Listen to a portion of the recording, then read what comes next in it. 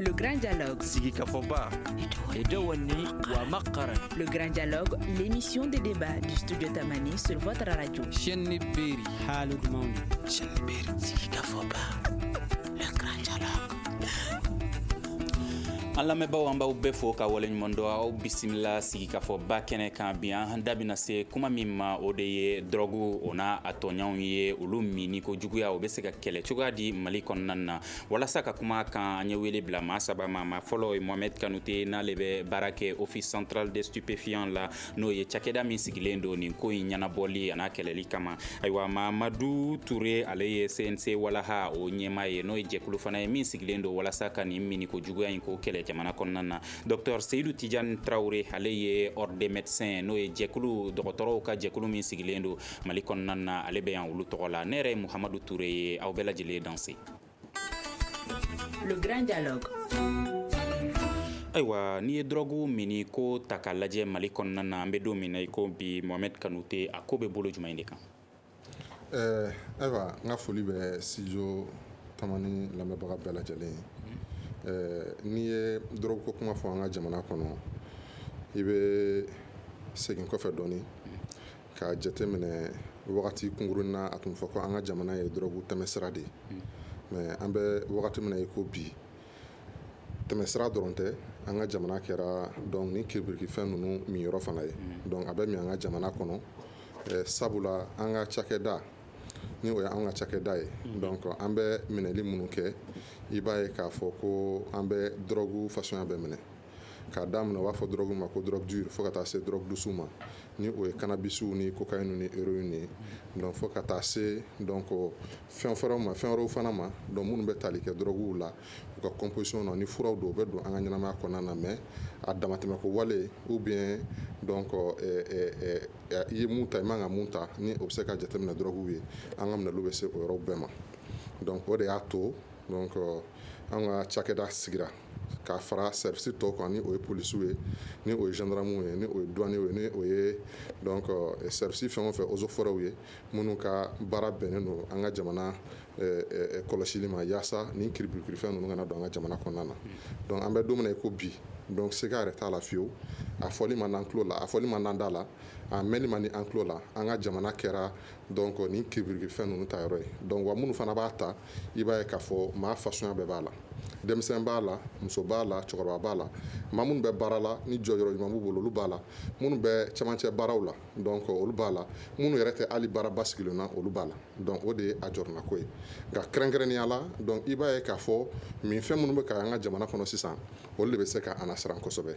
ni olu bɛ tali kɛ k'i yɛrɛ sɔgɔ donc yaasa ka se ka minfɛnw ta parce que minfɛn yɛrɛ bɔlen kɔfɛ a la o bɛ na ni hakilina wɛrɛ a bɛ na ni degun wɛrɛ jamana ma ni an b'a fɔ o ma ko problème de santé publique parce que o kɛnɛya ko ye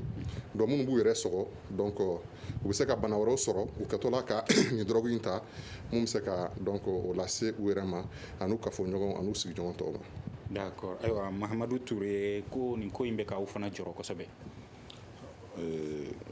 an la an cɛ studio Tamani mɔgɔ ni an siɲɛ filanan ye nin débat in na an ka foli belebeleba b'aw ye parce que ni ko in ye degun belebeleba de ye an ka sigida kɔnɔna na Mali sigida kɔnɔna na yan bi i ko Kanute bɔra k'a fɔ cogo min na n'i y'a jɛngɛ k'a lajɛ bɛɛ si hakɛ sugu bɛɛ bɛ se fɛn in ma bi ka daminɛ denmisɛnnin na ka na mɔgɔkɔrɔba la muso b'a la cogo min na cɛ b'a la ten tɔ mais min yɛrɛ ye a juguman ye tuguni don o don drogue fasuguya kura de bɛ na la an ka jamana in kɔnɔ donc min ye jɔrɔna ko ba ye parce que n'a fɔra ko jamana min siniɲɛsigi bɛ a denmisɛnninw de kan n'o denmisɛnninw kɛra drogue talaw ye ka kɛ hakili yɛlɛma furakisɛw tabagaw ani a sisimafɛnw minbaga ye vraiment o ye jɔrɔna ko ye jamana kɔnɔ. D'accord. Docteur Seydou Tidiane Traoré, ayiwa dɔgɔtɔrɔso la est-ce que ni min b'a mɔgɔ caman bɛ se dɔgɔtɔrɔso la bi? Alhamdulillah an bɛ an lamɛnbagaw fo an ka ɲaɲini halisa jamana na ala ka basigi ala ka basigi dɔgɔtɔrɔya sira fɛ a man nɔgɔ an bɛ min faamuya gundo de bɛ kun b'a dɔn dɔgɔtɔrɔ banabaatɔ ni a ka dɔgɔtɔrɔ cɛ mais i ka kuma la est ce que banabaatɔ ninnu parce que an fɛ banabaatɔw de n'olu kana k'u minɛ n'u sera an fɛ an b'u jateminɛ fɔ banabaatɔw de o de sɔrɔ bɛ se dɔgɔtɔrɔso la awɔ kuma dɔ polisiw yɛrɛ de bɛ na n'u y'an fɛ faamaw de bɛ na n'u y'an fɛ kuma dɔ u yɛrɛ de bɛ na u yɛrɛ ma mɛ a caman bɛ yen n'u nana u t'o bɔ u yɛrɛ kalama mɔgɔ de bɛ na n'u bilasira mɛ u t'o bɔ u yɛrɛ ma u kelen ka wuli ka na ko nana dɔgɔtɔrɔso la ka na ɲɛɲini somɔgɔw de bɛ n'u bila teriya sira fɛ olu de bɛ na n'u ye sɔgɔma n'u bɛ ka wuli nin ye n'i y'a bɛ ka fanga bɛ ka ban u la u yɛrɛ t'a dɔn u bɛ yɔrɔ min na u t'a dɔn yɔrɔ min na a y'a fɔ cogoya min na a bɛ kun t'a bɛɛ musomaninw b'a la cɛmaninw b'a la a ka ciya an bɛ min jate minɛ et puis a problème ye min ye dɔgɔtɔrɔso waati la an bɛ se ka jate minɛ min kɛ o dimanche ani lundi de ye parce que a caman bɛ kɛ weekend de fɛ samedi ni fɛnw fɛ don tɔw b'a la mɛ an b'a jate minɛ o waati de la a ka ca bon o dun waati la fiɲɛ ye min ye dɔgɔtɔrɔ bɛɛ tɛ dɔgɔtɔrɔso la an b'a fɔ o ma garde waati bɛɛ tɛ yen i b'a sɔrɔ tɔw bɛ lafiya la donc baarakɛminɛn bɛɛ tɛ an bolo o de b'a to kasara bɛ ka caya et n'i y'a kulu jate minɛ ka taa san 14 ka na bila san 20 la olu de ka ca kojugu olu de bɛ na kuma dɔw u t'u yɛrɛ kalama an kɔni bɛ se ka min kɛ k'u ladon sariya ye min fɔ an ɲɛna an b'o de kɛ mɛ n b'a fɔ an ɲɛna hali sini bɛ ka kan an fɛ banabaatɔw de an kana k'u ladon an tɛ se ka bɔ o ma. d'accord ayiwa bibi in na n'i y'a ta k'a lajɛ drogue jumɛn de min ta ka ca mali kɔnɔna na Kanute. an ka jamana kɔnɔ drogue min bɛ ta kosɛbɛ o bɛ tali kɛ cannabis de la n'u b'a fɔ a ma ko joint donc bamanankan na u yɛrɛ b'a fɔ ko yiri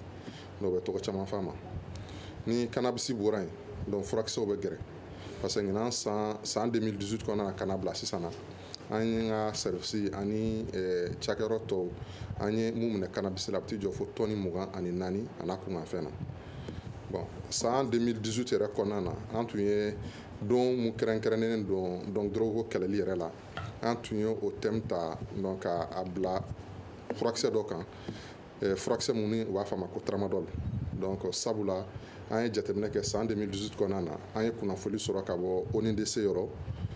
k'a jira k'a fɔ an ka an janto kosɛbɛ donc furakisɛ minnu o ye tramadol ye ni dɔgɔtɔrɔ b'a sɛbɛn mɔgɔ kunna n'a bɛ se ka dimi ma da donc ko a bɛ ka a tali sira bila mɔgɔ bɛ ka ta kun wɛrɛ la sisan yaasa ka donc minifɛn ninnu nɔ labila donc an ka jateminɛ k'o la kosɛbɛ o sen fɛ i b'a ye k'a fɔ ko conteneur 30 ɲɔgɔnna minɛna Niger mun tun falen don tramadol la u tun kan ka na an ka jamana kɔnɔ o san kelen kɔnɔna na i b'a ye k'a fɔ an yɛrɛ ka jamana kɔnɔna na douane ni OCS an ye tramadol mun minɛ a bɛ t'i jɔ fo comprimé ba 100 ni a kunkanfɛn na donc degun bonyana kosɛbɛ tramadol ko ta fanfɛla la o de y'a to ni cannabis bɔra yen bi an b'a fɔ mun talen don kosɛbɛ o ye tramadol ye mun ye drogue tɔw ye ni an b'a fɔ ma ko drogue dure n'o bɛ tali kɛ cocaïne ani héroïne n'i y'u sɔngɔ yɛrɛ jateminɛ i b'a ye k'a fɔ ko bɛɛ tɛ se k'o ta pour i ka se k'o ta f'i ka sɔrɔ niveau modèle dɔ la mais malheureusement i b'a ye fana k'a fɔ o drogue ninnu fana bɛ bayɛlɛma ka fɛn wɛrɛw far'u kan donc ka u feere u ma ni tɔgɔ wɛrɛw ye n'olu bɛ kɛ crackw ni ɔfw ye dɔgɔtɔrɔ y'a fɔ cogoya mun na donc fɛn minnu don composition yɛrɛ dɔnnen tɛ produit caman bɛ far'u kan pour que denmisɛn mun sebɛrɛ tɛ u ye u bɛ se k'o drogue ninnu ta o fana bɛ degunba lase olu fana ma kosɛbɛ kɛnɛyako ta fanfɛla la donc drogue dure donc an b'olu kɛ k'a datugu ani furakisɛ dɔw bɛ yen nɔ minnu bɛ an ka sugu kɔnɔ kosɛbɛ sisan ni olu bɛ tali kɛ i b'a fɔ diazépam donc ani rivotril donc olu fana bɛ ta kosɛbɛ mais i b'a ye k'a fɔ minnu bɛ nin ta donc u bɛɛ bɛ a ta kosɛbɛ fangama baaraw bɛ kɛ yɔrɔ mun na furakisɛ ninnu tabagaw fangama baaraw bɛ kɛ yɔrɔ mun na ka daminɛ an ka damandanw la donc ka taa se an ka sirabaw kan ani an ka dugu kɔnɔ yɛrɛ la minnu bɛ u ɲɛsin minnu ka baara ye sotarama boliw ni donc taxi boliw ye n tun tɛ fɛ k'a préciser mais i b'a ye k'a fɔ ko a talen don kosɛbɛ olu ka fanfɛla la o de y'a to an ka service an wulikajɔ caman kɛ wagati dɔ la ka se ka kunnafoni ɲuman ta k'a lase olu ma an ye bolodonbolo dɔ kɛ mɔgɔ dɔw bolo ni o ye chambre de mines ye fo ka taa se gare routière ma la coopérative des transporteurs donc pour que an bɛ se ka faamuyali lase u ma cogoya mun na k'a fɔ u bɛ ka nin fɛn minnu ta yanni a ka dɔ fara olu ka rendement kan a bɛ dɔ de bɔ a la parce que n'i kɛra a jɔn ye donc i obligelen don sisan nɔ ka continuer k'o fana furaw ta pour que i bɛ se ka i ka baara kɛ donc dɔ farali ka dépense kan yanni dɔ ka bɔ a la an bɛ o baaraw de la mais kuma lasurunya la i b'a ye bi k'a fɔ an ka jamana kɔnɔna na a drogue bɛɛ bɛ ta kosɛbɛ mais nin de bɛ ta kosɛbɛ ni o ye joint cannabis ani tramadol donc cocaïne ni héroïne an kɔni an b'o caman minɛ mais ni o drogue yɛrɛ jate minɛ donc o tiɲɛnikɛ da ka bon kosɛbɛ ni nin drogue tɔ ninnu ye parce que i ka kɛ o drogue ninnu jɔn ye o yɔrɔnin kelen de ye cocaïne ani héroïne surtout minnu b'u yɛrɛ sɔgɔ e yɛrɛ sɔgɔ ko kelen sɔgɔli in ka ca Mali la sɔgɔli ka ca Mali la malheureusement fɔlɔ a tun bɛ anw yɛrɛ kɔnɔ yan'an bɛ sɛgɛsɛgɛli kɛ san 2016 an ye sɛgɛsɛgɛli dɔ kɛ o kɔfɛ ONG fila bɛ yen donc olu ye baara kɛ a kan ni o ye ARCAD SIDA donc fo ka taa se plan international ma u ye sɛgɛsɛgɛli kɛ donc k'a daminɛ Kayi fo ka taa bila Sikaso la i bɛ jateminɛ kɛ a tun b'an kɔnɔ ka tɛmɛ Bamakɔ fɛ a tun b'an kɔnɔ ko minnu t'u yɛrɛ sɔgɔ drogue la olu de b'u yɛrɛ sɔgɔ drogue la bi bi in na a ka ca kosɛbɛ maa mun bɛ an ka jamana kɔnɔ bi donc u ka jatew ye mun yira k'u b'u yɛrɛ sɔgɔ ka ca ni mɔgɔ 2000 ni kɔ ye o mɔgɔ 2000 ni kɔ donc kafoɲɔgɔnw b'u la sigiɲɔgɔnw b'u la ni mɔgɔ dɔw bɛ fɛn dɔw kulu ni ɲɔgɔn cɛ karisa a yɛrɛ sɔgɔ n'a bɛ so kelen kɔnɔ n bɛ kuma dɔgɔtɔrɔ ka yamaruya kɔnɔna na an bɛ ji min bɔ ni kelen na a taara bana dɔ ta ni o ye hépatite ye a bɛ se k'a lase ne ma parce que daji dɔrɔn b'o lase mɔgɔ ma ou bien a ye bana dɔ ta n furuɲɔgɔn don donc n kafoɲɔgɔn don a ye bana dɔ ta donc n'o ye sida ye ne bɛ se k'o sɔrɔ donc o de y'a to bi an yɛrɛ bolo ni drogue ninnu an b'a fɔ olu ma ko drogue dure o degun a ka bon ni hali ni donc drogue tɛ n m'a fɔ ko drogue tɔw ka ɲi dɛ mais o degun an kan ka siran o ɲɛ o de y'a to depuis 2016 an ye jateminɛ kɛ sɛgɛsɛgɛliw kɔfɛ an y'a laɲini k'a fɔ ko an ka centre 3 sigi parce que a y'a fɔ cogoya min na minnu bɛ taa dɔgɔtɔrɔsow la an b'u jateminɛ banabagatɔw ye mais olu yɛrɛ bolo olu tɛ banabagatɔw ye o surtout hakilila banabagatɔ t'olu ye o olu yɛrɛ bolo fɛn dɔ kɔni b'o la mais olu tɛ banabagatɔ ye o de y'a to n'i ko ko mun ka taa congé ko ka taa yɛrɛ furakɛ a b'a fɔ k'ale tɛ banabagatɔ ye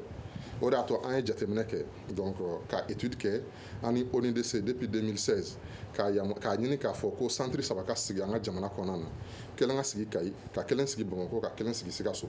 donc a bɛɛ n'a ka explication don Kayi ye zone frontalière ye an ni Sénégal ni Mauritanie ani Guinée an donnen don ɲɔgɔn na a yɛrɛ la k'a fɔ donc nin fɛn in fanga ka bon yen kosɛbɛ donc Sikaso la même chose donc Bamakɔ fana ye faaba ye donc ni o kɛra minnu yɛrɛ bolo donc minnu bɛ nin baara la ni an ka sariya fana b'a jira wagati dɔ la k'a fɔ ko an ka bɔda di u ma n'an b'a fɔ o ma ko injonction thérapeutique yaasa minnu ye u yɛrɛ sɔrɔ ni kɔlɔlɔ kɔnɔna na donc u ka se ka furakɛ cogoya min na i b'a fɔ an bɛɛ ni kɛnɛya ka kan cogoya min na i b'a fɔ o yɛrɛ tun ye ɲinan san thème yɛrɛ cogoya min na santé pour la justice justice pour la santé donc o de y'a to donc centre ko an ka département ani département de la santé k'a ta ONG ka dɛmɛ la donc plaidoyer barika bonyanen don kosɛbɛ yaasa an bɛ se ka taa cogoya min na pour ka se ka nin centre spécialisé ninnu sigi i b'a fɔ a bɛ jamana tɔw la cogoya min na Sénégal ninnu ani Tanzanie ni Maroc ani an dafɛ dugu tɔw n'o ye Côte d'Ivoire ni Burkina ye Burkina bɔra k'a daminɛ sisan nɔ donc Côte d'Ivoire fana y'a daminɛ donc an fana bolo yanni an ka jamanadenw bɛ to ten tɔ minnu yɛrɛ sɔrɔ na jamanadenw de don a ka kan o fana ni furakɛli ka kan mais u ni furakɛli ka kan u bɛ se ka furakɛ yɔrɔ min na kɛrɛnkɛrɛnnenya la donc o de y'a to an ko ko ka nin baara in kɛ pour que an bɛ se ka taa o sira la cogoya min na. d'accord Mamadou Touré a yirala k'a fɔ ko sifinw a minba ka ca Mali la sifinw de la kosɛbɛ mun de bɛ sifin ninnu bila nin drogue ninnu tali la yɛrɛ hakili la. bon débat tɛmɛnen na n y'o kuma dɔ fɔ n ko complexe d'infériorité bɛ caman bila a la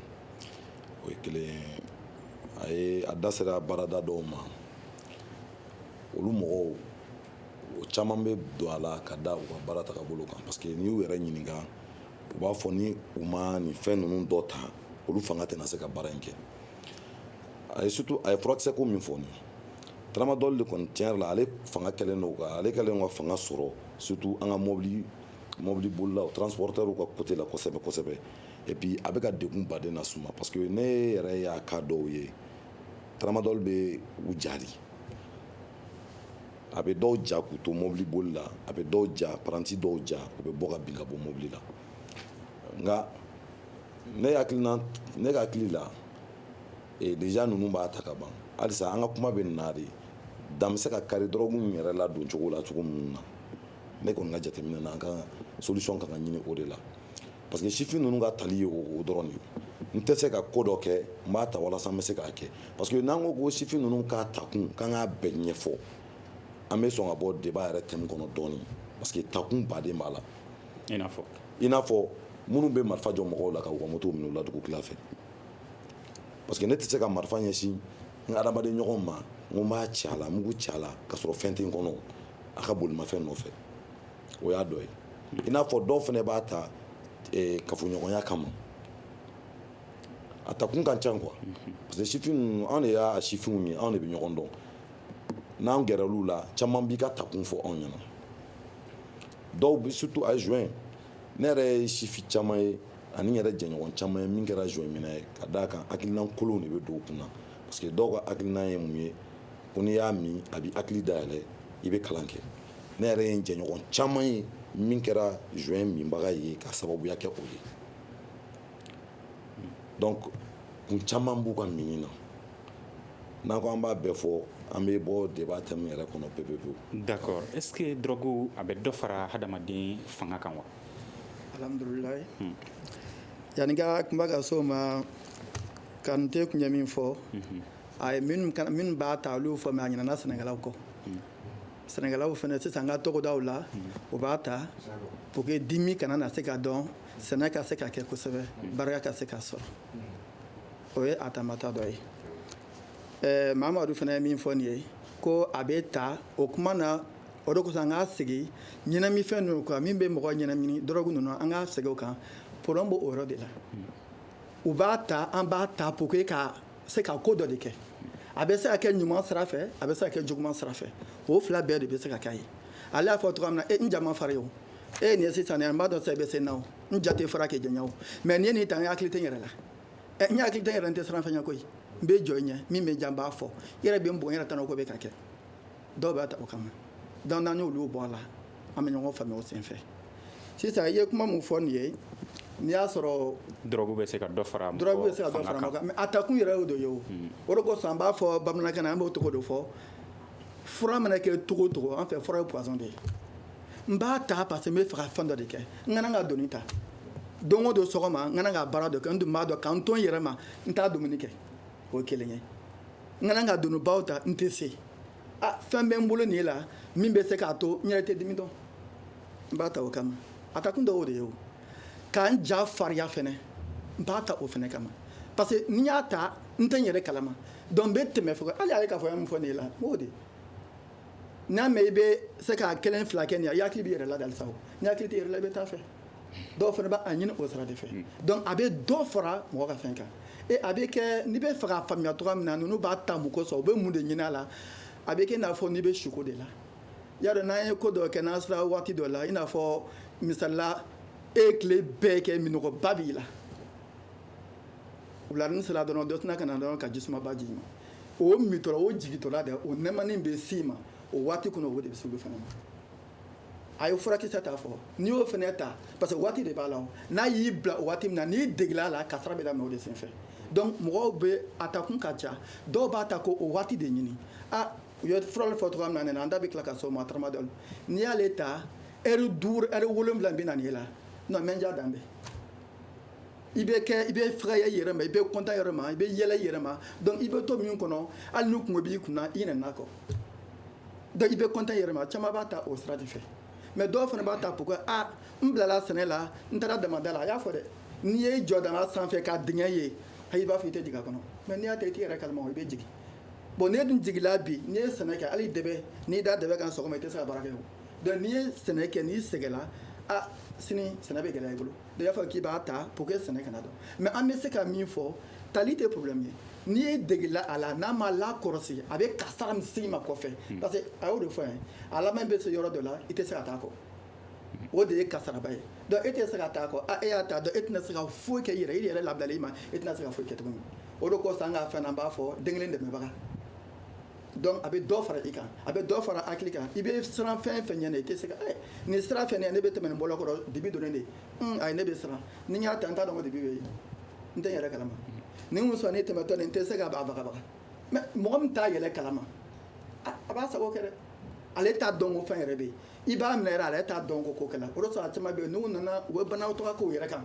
u t'a dɔn n'u nana tɛ se k'u to tan donc awɔ a bɛ dɔ fara u ka baara kan a bɛ dɔ fara u ka hakili kan mais o hakili ye yɔrɔ min ye hakili jako tɛ k'a fɔ hakili jala ayi o tɛ a bɛ dɔ fara hakili kan yɔrɔ min na lafiya o waati kɔrɔ nin ye la o lafiya ne de n'u y'a fɔ o y'a fɔ an bɛ bɛɛ la an ka taa fɛ donc n'o kɛla kasara bɛ e kan problème bɛ e kunna e t'a dɔn i b'a kɛ yɔrɔ min na i nana k'i y'i sigi terikɛ y'a fɔ k'i ka nin nɛnɛ ta a don fɔlɔ e y'a ta i t'i yɛrɛ kalama fo bɛ na ka se ni dugu jɛla i yɛrɛ n'a lajɛ fɛnɛ dɛ o kasara de bɛ an kan bi D'accord. Ayiwa n'i y'a ta k'a lajɛ a y'a fɔ Ture y'a fɔ sisan na Kanute ko problème ye min ye a fɔra ko fɛn do fɛn min tali kojugu man ɲi fɛn do min kan ka kɛlɛ nka a bɛ don cogoya min na yɛrɛ fana don. Bon a bɛ don cogoya mun na a y'a fɔ ko o de kan ka bali n hakili la o ye jamana ka taabolo dɔ ye an bɛ o baara de la mais fo mɔgɔw fana ka mun faamuya drogue kɛlɛ ye si kɛlɛ don jamana minnu ni se bɛ olu ye ka tɛmɛ anw kan ni u ye a kɛlɛ daminɛ anw ye hali sini u b'a kɛlɛ la o de y'a to bi donc an b'a fɔ an bɛ a kɛlɛ ka caman de bɔ a kɔlɔlɔ la parce que a y'a fɔ cogoya mun na drogue don cogo ka ca d'abord drogue ye drogue fasuguya fila ye an b'a fɔ drogue minnu ma ko drogue licite ani an b'a fɔ drogue minnu ma ko drogue illicite drogue licite ye jumɛn ye a y'a fɔ an bɛ fura fɛn o fɛn ta i bɛ taa sɔrɔ k'a fɔ dose dɔw bɛ a la donc minnu bɛ tali kɛ donc drogue yɛrɛ kan mais olu yamaruyalen don donc jateminɛ kɛra k'a fɔ olu ni an organisme bɛ taa mais o drogue licite fana i b'a ye wagati dɔ la olu b'u tɛmɛ siraw bila ka t'u yɛrɛ sɔrɔ marché mun kɔnɔ an b'a fɔ o de ma marché noir donc ça c'est donc le détournement donc des drogues licites donc o fana kɛlɛ bɛ nin nɔ mais drogue illicite yɛrɛ ye jumɛn ye donc minnu n'a yirala k'a fɔ donc thérapeutiquement kɛnɛya ta fanfɛla yɛrɛ la a jɔyɔrɔ yɛrɛ tɛ a la buna adamaden ka donc kɛnɛya la donc ou bien a bɛ a feere kojugu donc parce que molécule de don i bɛ taa sɔrɔ tramadol mun ni a bɛ ta mɔgɔ bɛ tramadol mun fɔ maa si m'a fɔ k'a fɔ ko tramadol tali kɔnnen don donc an ka jamana kɔnɔ an bɛ don min na i ko bi tramadol ye fura de ye dɔgɔtɔrɔ yɛrɛ bɛ mun sɛbɛn i kunna mais a fana kan ka feere cogo de la pour que a ka feere i ma donc i kan ka sɛbɛn de jira ni o ordonnance a bɛ feere i ma mais bi bi in na an ka sigidaw la donc muso minnu bɛ yaala karew kɔnɔ ou bien tabalitigi minnu bɛ sirada dɔw la i b'a ye k'a fɔ fura dɔ b'u bolo donc a y'a fɔ cogoya min na den kelen dɛmɛbaga ou bien tramadol ni fɛnw o tramadol minnu n'o y'a sɔrɔ tramadol dose yɛrɛ ye 50 mg ye donc bi i bɛ taa sɔrɔ 250 mg bɛ yen 100 mg 150 mg bɛ yen 300 mg bɛ yen donc a molécule doublela ka dosiw caya donc mun yɛrɛ tɛ se ka farikolo yɛrɛ tɛ se ka mun supporter fɔlɔ donc o de y'a gɛlɛya ye donc o ye drogue yɛrɛ kɛcogo ye minnu bɛ an ka donc fɛngɛ na mais drogue don cogo ka ca an bɛ a kɛlɛ de la donc an b'a kɛlɛ la donc faso b'o kɛlɛ la mais ne bolo non faso fana kelen ka kɛlɛ tɛ donc a kan ka kɛ an bɛɛ de ka kɛlɛ donc a bɛ don sira o sira fɛ an ye cakɛdaw labɛn an bɛ se k'olu bali cogoya min na duguma siraw b'o la sanfɛ siraw b'o la an ka dugukɔnɔnaw yɛrɛ b'o la an ka cakɛda donc an ka kɛlɛ ye drogue fanba donc an b'a fɔ mun ma ko les grosses quantités u kana se ka don an ka jamana kɔnɔna na mais an bɛ jamana mun kɔnɔ an bɛ dancɛ bɔ ni jamana 7 ye an bɛ yɔrɔ mun na i b'a ye k'a fɔ donc c'est un pays continental an ka mobile bɛ bɔ ka taa fɛnw ta pɔriw ni fɛnw na fɛnw don cogo ka ca donc avion ni fɛnw c'est à dire a bɛ don o sira ninnu fɛ kosɛbɛ an ka kɛlɛ kɔni ye donc an bɛ se ka bali cogoya min na mais an fana b'a bali ni kunnafoni de dɛ an b'a bali ni renseignement de pour que an ka se k'a dɔn parce que an tɛ a ta yɔrɔ la an tɛ conteneur bɛ charge yɔrɔ min na donc minnu bɛ taa voyager la an tɛ nin nɔ mais i bɛ taa sɔrɔ information bɛ dɔ bolo sigida la donc ni o y'a d'an ma k'a fɔ ayiwa donc karisa ka baara ye nin ye a bɛ nin de kɛ a bɛ nin de kɛ an ka kɛlɛ o de an bɛ se ka wuli ka sɛgɛsɛgɛli kɛ an bɛ se k'o tigi minɛ cogoya min na k'a di faamaw ma donc o de y'a to donc n ko an ka kɛlɛ don mais an fana kelen ka kɛlɛ tɛ donc sigida kɛlɛ don hali dutigi yɛrɛ kɛ a daminɛ na n'a fɔra mɔgɔ min k'i den bɛ drogue ta donc ou bien k'a fɔ ko i den interpellé la i bɛ taa sɔrɔ audition kɔnɔna na a yɛrɛ k'a fɔ ko donc ko ani drogue talaw tun bɛ ɲɔgɔn fɛ mais ni parents dɔw nana donc ni a kirikɛyɔrɔ dɔw la a tɛ jɔ u la o d'abord u yɛrɛ ni ɲɔgɔn cɛ u bɛ nkalon tigɛ ɲɔgɔn ye fɔlɔ an den tɛ drogue ta i bɛ taa sɔrɔ jinɛbana de b'a la u bɛ nkalon tigɛ u yɛrɛ fo ka taa kɛ den kɛra a jɔn ye wagati min na bon ni den kɛra a jɔn ye o fana ye kɛlɛ wɛrɛ de ye o donc o de y'a to an bɛɛ ka kɛlɛ de don kunnafonidilaw ka kɛlɛ don donc denmisɛn ɲɛmɔgɔw ka kɛlɛ don dɔgɔtɔrɔw b'a kɛlɛ la donc an b'a kɛlɛ la mais ni an bɛɛ y'a fanga fara ɲɔgɔn kan donc n hakili la an bɛ se ka a kɔlɔlɔ kɔni dɔgɔya kosɛbɛ an ka jamana kɔnɔna na nka ni o tɛ donc an bɛ mɛn tiriki tɔrɔkɔ la dɔɔni parce que drogue kɛlɛ donc baara dogolen de don c'est une activité souterraine mɔgɔw b'o dogo k'a kɛ de ni kunnafoni yɛrɛ t'i bolo i tɛ se ka bɔ a kalama mais n'an bɔra mun kalama donc an bɛ se ka o kɛlɛ kɛ donc o de y'a to aw b'a ye kuma bɛɛ an b'a mɛn k'a fɔ ko an ye remorque dɔ minɛ donc a dugumala labɛnnen don donc cannabis tun b'a kɔnɔ ou bien an ye dɔw minɛ aéroport la i bɛ taa sɔrɔ sagi b'u bolo valise double fɛnw u kɛlen don ka cocaïne bila kɔnɔ o heroïne bila kɔnɔ ou bien donc DHL la u bɛ kolu ni fɛnw bila ni an sigar'u la donc an bɛ se ka sɛgɛsɛgɛli kɛ an bɛ taa bɔ drogue kan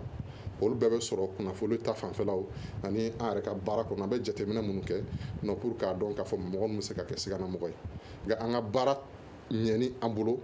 wajibi la donc fo mɔgɔw ka an dɛmɛ ni donc kunnafoni de kunnafoni bɛ se ka di ka sɔrɔ bɔ ma k'i kalama n'an b'a fɔ o ma ko renseignement anonyme ou bien n'a y'i diya i yɛrɛ fana bɛ se ka wuli ka se anw ma donc n'i sera an ka cakɛdaw ma commissariat o gendarmerie donc ani douaniw donc mɔgɔw bɛ se ka o kunnafoni sɛgɛsɛgɛ donc ka baara kɛ ni o ye. D'accord, Mamadou Touré e ye mun de faamuya drogue don cogoya in kan Mali la. Ok, je pense que Kanute caman fɔ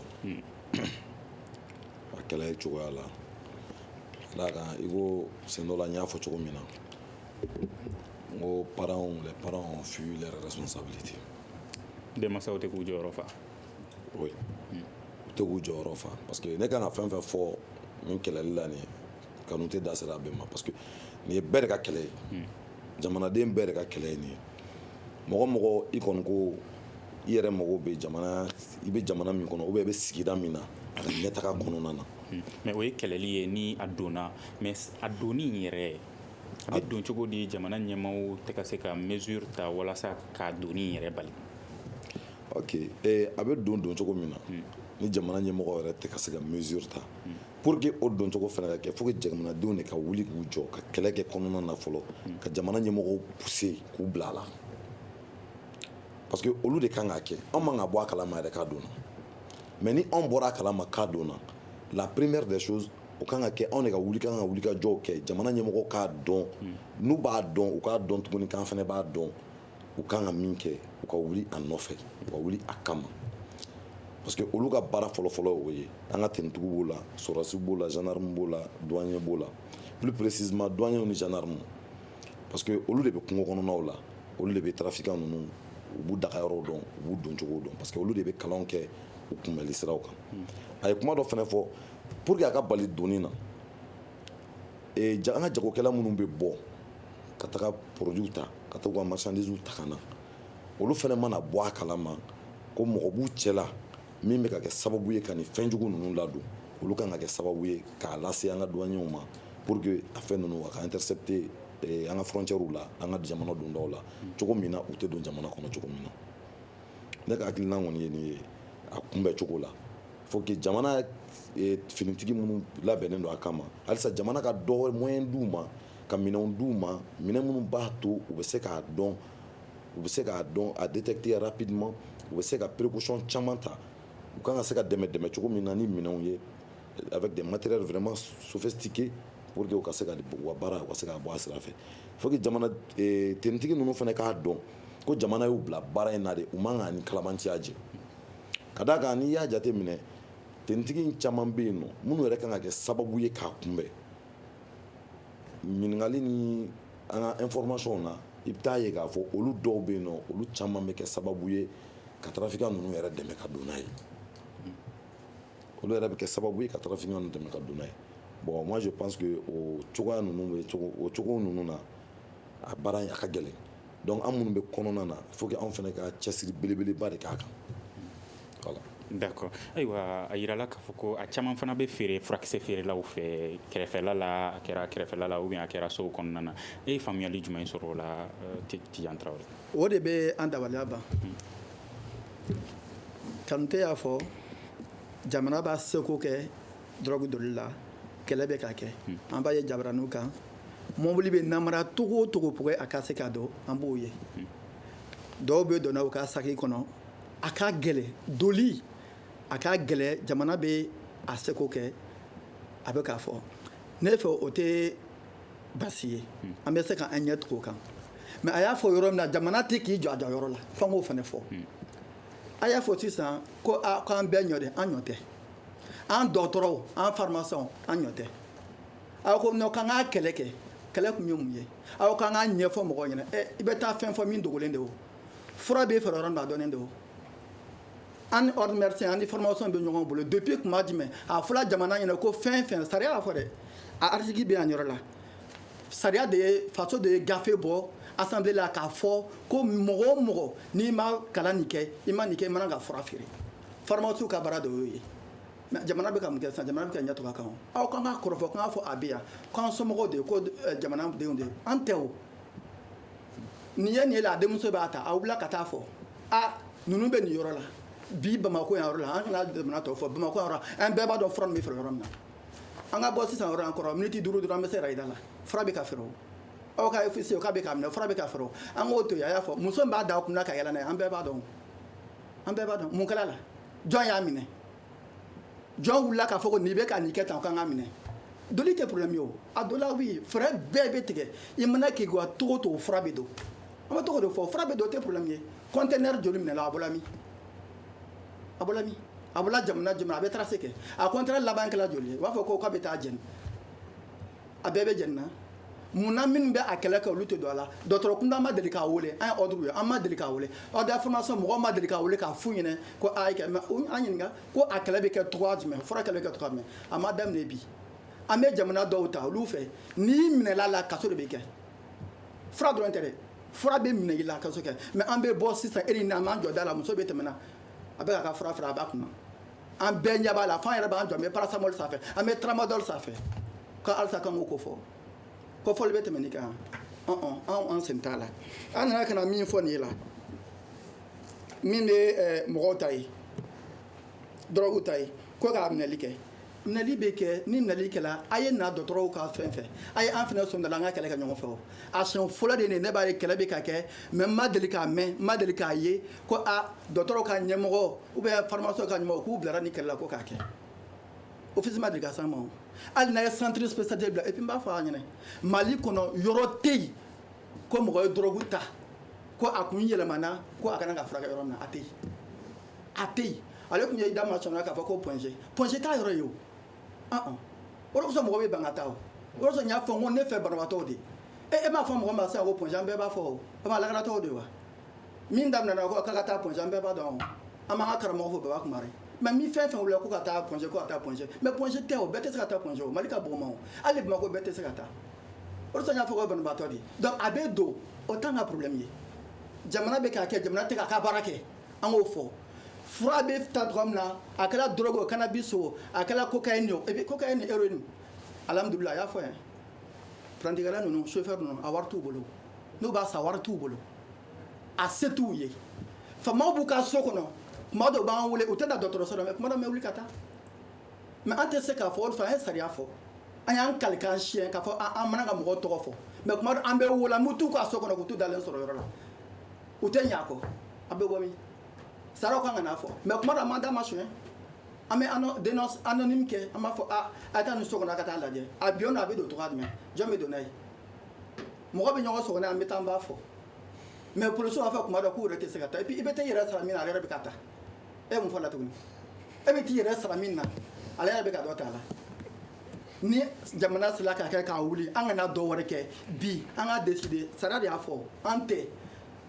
muso fɛn fɛn bɛ feereli kɛ fura la n'a ye a y'a minɛ a y'a bila kalo kelen kaso la n'a bɛ dabila n'a tɛ dabila an bɛna ye fɛn fɛn sigilen ne suguda la nin la aw t'u kama kɛ foroko lankolon bɛ yen o mais an bɛ mun kɛ ni jateminɛ kana k'a kɛ nɔ tuma dɔ bɛnkan bɛ k'a kan k'a fɔ a y'a kɔlɔsi dɛ sini an bɛna n'a ka yɔrɔ la olu fana bɛ mun kɛ pour que a ka se ka kɛ la ordre bɛ ta waati de la ka na ka boli jababara bɛ kana ka boli donc an bɛ na foroko lankolon dɔ tɔnɔ bɛ yen olu de bɛ ta ka taa n'a ye ka sɔrɔ a fɔra tigi yɛrɛ nɔ a bɛ wari de di tuma dɔw la o n'a fɔ a y'a kɛlɛ kɛ ok kɛlɛ ka kɛ mais an kana na se ka essayer ka munumunu kuma o kuma k'a essayer ka da jamanadenw kan jamanadenw ka baara tɛ ye dɛ jamana ka baara k'a ko fɔ ne b'a ko fɔ bi sugunda la k'a n'an ka taga a caman bɛ yen office ka n'an ka taa n bɛ taa yir'u la n'i bɔra nin sira fɛ i bɛ jɔ assemblée yɔrɔ la nin a caman de bɛ yen muso caman bɛ yala na u k'u bɛɛ minɛ kɛ ni mɔgɔ 3 4 minɛla k'u bila kaso la kalo 1 tile 15 n'a bɛ ban n'a tɛ ban an b'a dɔn. ayiwa Kanute n hakili la an bɛɛ bɛ kuma mun na jamana taɲɛ kuma ko don an ka kɛnɛya sabatili kuma ko don o hakɛ ninnu ɲinini kama kuma dɔw bɛ nin nɔ olu fɔli donc nin kɛnɛ in kan n hakili la o tɛ kuma basigilenw ye mun ye k'a fɔ ko drogue minnu bɛ minɛ fura minnu bɛ minɛ n'a y'a sɔrɔ u bɛɛ bɛ jeni ou bien n'u bɛɛ tɛ jeni kunna sini dɔrɔn aw ka lasigiden tun bɛ kɛnɛ kan tɛnɛndon donc an ye drogue fɛn o fɛn minɛ an ye fura fɛn o fɛn minɛ an ye a fura bɛɛ jeni mɔgɔw ɲɛna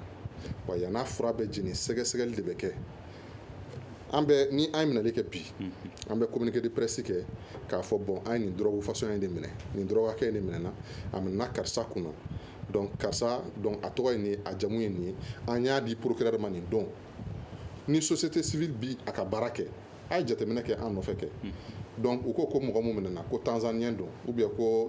colombien don a ye taa prison na k'a t'a la n'a sɔrɔ a bɛ yen ni cour d'assises ka kɛ a ye taa n'a sɔrɔ a ka jugement bɛ ka kɛ ni peine mun dira a ma n'a sɔrɔ a peine ka dɔgɔ donc ou bien n'a peine ka ca donc a b'o dénoncer bon mun ye fana k'a fɔ n jɔ n bɛ tila sisan o office bɛ min minɛ est ce que finitigila ka bɛɛ lajɛlen bɛ min minɛ n'o ye a bɛɛ de kelen est ce que a bɛɛ bɛ lase a bɛɛ bɛ lase anw ma mun bɛ minɛ n y'o de fɔ an ka service donc de bɛ drogue fɛn o fɛn bɛ minɛ bi in na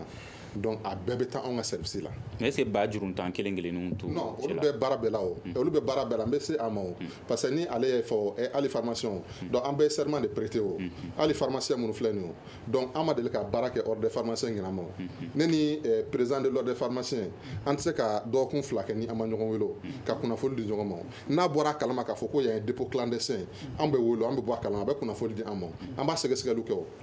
an ye sobaw minɛ yan so minnu falen don donc furaw la fura minnu tun bɛ taa an ka dɔgɔtɔrɔsobaw la n tɛ a dɔgɔtɔrɔsow tɔgɔ fɔ pour que banabagatɔ somɔgɔ minnu taara a wagati yen nɔ a kɛra san 2015 pour que minnu furakɛra a dɔgɔtɔrɔsow la o kana siran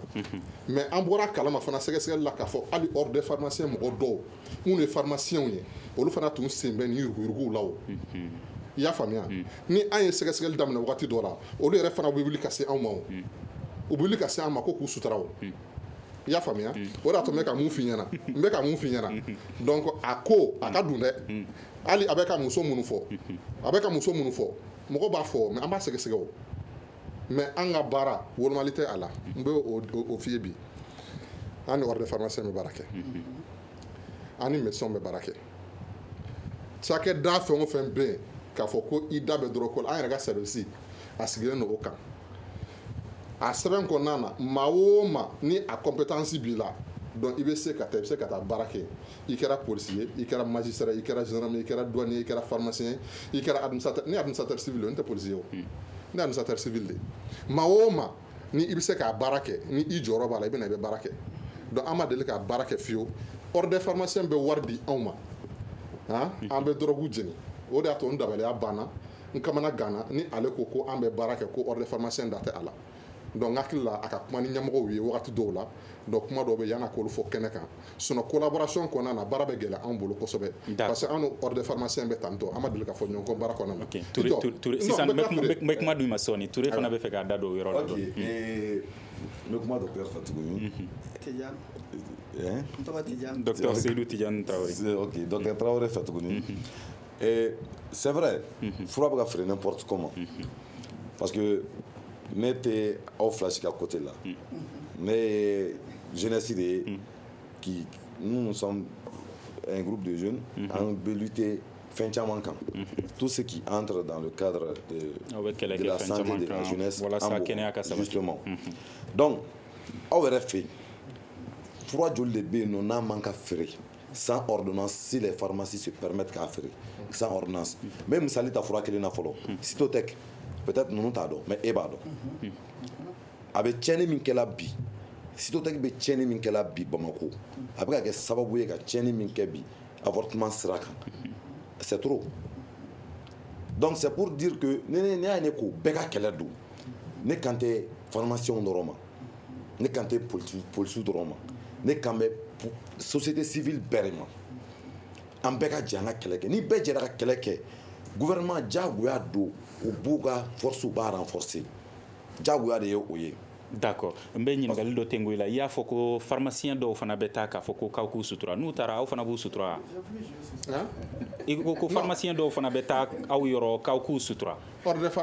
de pharmacien mɔgɔ dɔw bɛ taa waati dɔw la k'a fɔ ko drogue ko minɛna k'aw k'u sutura n'u taara aw b'u sutura wa ou bien aw b'u fana minɛ de u tɛ sutura dɛ base légale ye mun ye ni an ye produit minɛ i y'a faamuya ni an ye produit minɛ i b'a dɔn problème ye ni drogue fura kɛlɛli problème ye mun ye ale bɛ mun fɔ donc la vente là c'est l'exercice illégal ka baara kɛ k'a sɔrɔ i ma yamaruya o de kɔnnen don sinon fura feereli ma kɔn ni yɛrɛ ye mɔgɔ minɛ bi ni fura ye donc pour ka procédure k'a kan problème bɛɛ de don parce que i b'a lajɛ fɔlɔ de i bɛ tɛmɛ ni tɛmɛ sira min ye yaasa donc a bɛ se ka donc incriminer cogoya min na donc ka jate infraction fɛ problème o de o an bɛ ka donc ordre des pharmaciens dɛmɛ bi an bolo loi dɔ bɛ yen donc ni loi uniforme dɔ bɛ yen Medicrime tant que donc an ma o ratifié an fɛ yan nɔ donc convention tant qu'on ma ratifié an fɛ yan donc an ka base légale falen donc a b'a kalama kosɛbɛ k'a fɔ ko a kɛlɛli ka gɛlɛn d'accord donc ni n ko pharmacien donc mɔgɔw ye a fɔ donc kuma caman k'a fɔ ko formation don mais an ma deli ka pharmacien minɛ a ma tant que an m'i bolo minɛ a la wa n'an y'i bolo minɛ a la fana i ni hakɛ min ka kan a yɛrɛ b'a kalama pour que ni pharmacien minɛna ko la pour que bolo ka bɔ i kan ka fɔ ordre de pharmacien fana ka bolo bɔ i kan ka fɔlɔ i y'a faamuya donc maintenant a ko ka ca o de y'a to donc n bɛ mun fɔ donc an ka baara kɛ halisa an k'an bolo di ɲɔgɔn ma an ka baara kɛ degun min bɛ yen jamanadenw de ka degun don a degun bɛ e den kan a bɛ ne den kan donc a bɛ ale den kan parce que denmisɛnw bɛ bɔ u bɛ mun ta u sen fɛ mɔgɔ tɛ a dɔn donc ni an tora an ka position na k'a fɔ k'an bɛ continuer ka ɲɔgɔn incriminer donc policiers bɛ na u bɛ descente kɛ caméra bɛ na o y'a sɔrɔ u kumana mɔgɔw fɛ on va pas s'en sortir il faut sortir de ça an ka problème lajɛ an tɔ tora sanga 5 ye an bɛ kuma kɔlɔlɔw fana kan kɛnɛya kan drogue ninnu tali a kɔlɔlɔ bɛ se ka kɛ mun de kɛ hadamaden fana ka kɛnɛya kan drogue talen kɔlɔlɔ fɔlɔ bɛ se ka kɛ min ye ne fɛ a bɛ mɔgɔ farinya a b'i jajɔ ko caman ye jajɔli ko caman ye o bɛ se ka na ni kasara caman ye i tɛ se ka min kɛ n'i y'a ta o bɛ se ka na n'a ye drogue fana talen dɔgɔtɔrɔya sira fɛ a bɛ na ni sunɔgɔbaliya ye an b'a fɔ ma emisɔni i b'a ta sunɔgɔ waati kana ka tɛmɛ a bɛ tɛmɛ i kan a y'o de fɔ circulation na o caman de bɛ ka kɛ e kana ka sunɔgɔ hakɛ min kɛ an ka misali an b'a fɔ mɔgɔ ɲɛna au moins tile kɔnɔ i kana ka heure 6 mɔgɔkɔrɔba heure 6 ka taa heure 8 la k'o kɛ sunɔgɔ la e bɛ sira kan e bɛ fɛn dɔw la i ye fura dɔ ta pour que o sunɔgɔ ma bɔ i t'a bali o i b'a sɔbɔ de sunɔgɔ ka joli tɛ mɔgɔ la dɛ donc o de bɛna kɛ kuma dɔ la n'i bɛ boli fana n'i y'a ta fraction seconde près i kelogila yɔrɔ min na dɔrɔn kasara bɛ k'i bolo o bɛ yen filanan kuma dɔ i yɛrɛ t'a dɔn i bɛna se ka min kɛ i y'a ta i t'i yɛrɛ kalama i bɛ taa cɛnni caman kɛ o de sɔn n y'a fɔ sɔgɔma n'u nana an fɛ su fɛ u tɛ b'u yɛrɛ kalama an b'u bila observation na f'u ka kɔrɔta ni dugu jɛra tuma min na de o b'a dɔn tuma na ko u ma se k'a kɛ mais an bɛ deli kɛ min na halisa jamana de kana ka essayer k'a lajɛ k'a yɔrɔ jan ma ni ninnu an fɛ banabaatɔw don ala ko komi k'olu tɛ banabaatɔ ye mais mɔgɔ mɔgɔ nana dɔgɔtɔrɔso la banabaatɔ kɔni tɛ donc n'u nana an b'u furakɛ mais kuma dɔ an yɛrɛ ma labɛn o furakɛli kama problème o yɔrɔ de la i mana farinya togo togo sɛnɛkɛla nafa fana daba de ka k'a bolo an bɔra daba la jenini min bɛ kɛ est ce que a ka ɲi kɛnɛya ma parce que fɛn do fɛn min man a kasa mais an y'a ye u bɛ mesure ta fana u bɛ fɛn dɔw kɛ kasa fɛ u b'u sɔbɔ a la sinon hali a kasa a sisi a bɛ mɔgɔ ɲɛnamini n'a jɛnna i kɛrɛfɛ a sisi n'i b'a kɛrɛfɛ ɲɛnamini bɛ s'i ma fana mais an b'aw to k'a ye télé la u b'u protéger mais a mana to mais minnu bɛ sigida la kɛrɛfɛlaw la dun a bɛ dépend distance de la awɔ fiɲɛ tagabolo fana o bɛɛ bɛ jate minɛ d'accord o bɛɛ matarafalen don o distance la an b'a baara kɛ wagati min na ani assainissement mɔgɔw b'a baara kɛ ɲɔgɔn fɛ donc i y'a fɔ cogoya min na baara o baara donc environnement ka degun bɛ se ka sɔrɔ a la an kɔni an y'a laɲini an bɛ se ka incinérateur sɔrɔ cogoya min na an bɛ baara in kɛ yɔrɔ min na donc pour ka se ka donc a incinérer i b'a fɔ a y'a fɔ cogoya min na pour que ale sisi bɔta bɛ se ka dɔgɔya cogoya min na mais an bɛ don min na i ko bi an kɔni an bɛ labɛn minnu sabati an bolo a bɛ se ka mɔgɔw lakana parce que an b'a kɛ ni assainissement mɔgɔw ka yamaruya kɔnɔna ye an b'a kɛ yɔrɔ la yɔrɔ min fana datugulen don parce que kulu kɔnɔna de don pour que sisi bɛ mɛn ka sɔrɔ a mɔgɔ cogoya min na ka se donc dugu kɔnɔnaw la d'accord Mamadu Ture dakuruɲɛ damadɔ la denmisɛnw sifinw ka laɲini ye jumɛn ye de nin ko in kɛlɛli ko la bi